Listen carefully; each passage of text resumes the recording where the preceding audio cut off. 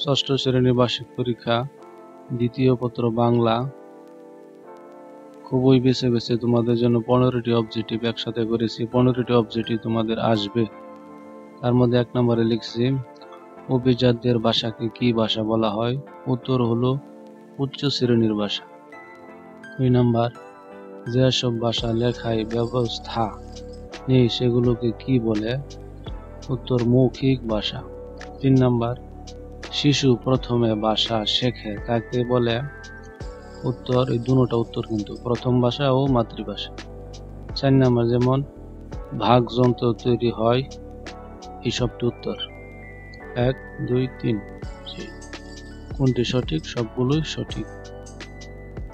5 নম্বর, বাংলা বর্ণমালায় কার কয়টি?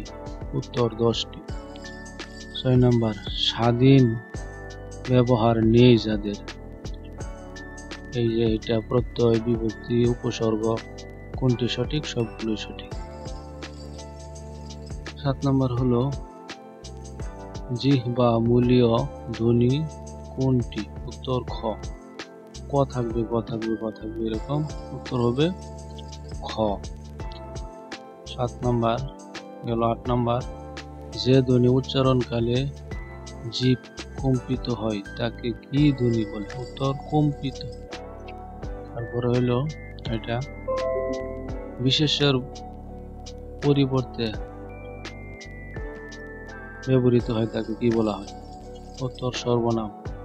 তারপরে 9 নম্বর, সুন্দর এর বিপরীত শব্দ কোনটি? কুৎসিত।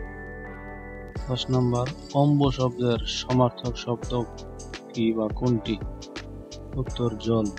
11 নম্বর, উপদেষ্টা এর পারিভাষিক শব্দ কোনটি? একাধিক থাকবে, এখানে হইল অ্যাডভাইসর। তারপরে 11 নম্বর 12 নম্বর, ভাবগত দিক থেকে বাক্য কত প্রকার? উত্তর 4 প্রকার। 13 নম্বর, বাক্যর কয়টি অংশ? উত্তর 2টি। 14 নম্বর, শব্দের পরে যে বিভক্তি বসে তাকে বলে শব্দ বিভক্তি। 15 নম্বর, কোনটি নিষ্ক্রিয় উচ্চারক? কোমল তালু, এখানে আরো একাধিক থাকবে। তারপর বড় প্রশ্ন দেখো, সৃষ্টি ও তার ভাই বোনেরা মিলে চরকাভা এলাকাটি ঘুরে ঘুরে দেখলো, এটা হইলো দেখো বড় প্রশ্ন, এটা থেকে এই উত্তরগুলি দিতে হবে। একেবারে ছোট করে উত্তরগুলি লিখেছি। সৃষ্টি শব্দের অর্থ কি? উত্তর, সৃষ্টি শব্দের অর্থ হলো গঠন, উৎপত্তি।